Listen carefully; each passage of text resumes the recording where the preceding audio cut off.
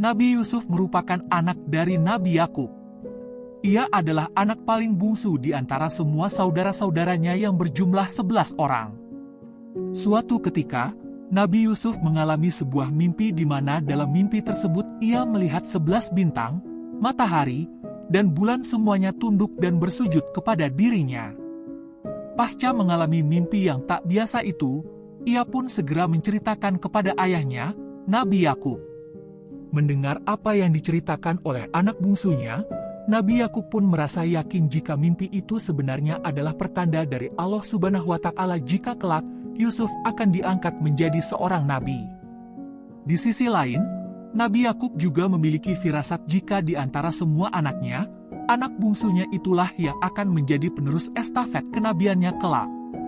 Sayangnya, peristiwa ini justru menimbulkan kecemburuan besar di kalangan saudara Nabi Yusuf.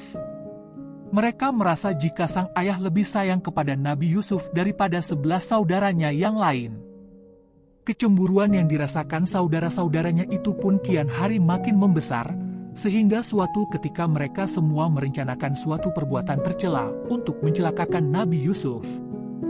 Ke-11 saudaranya itu berniat untuk menyingkirkan Nabi Yusuf kecil dengan cara membuangnya ke sumur yang amat dalam. Rencana itu pun benar-benar dilaksanakan oleh para saudara Nabi Yusuf. Ketika sang ayah menanyakan keberadaan anak bungsunya itu, saudara-saudaranya pun berbohong dengan mengatakan jika Nabi Yusuf sudah dimakan serigala.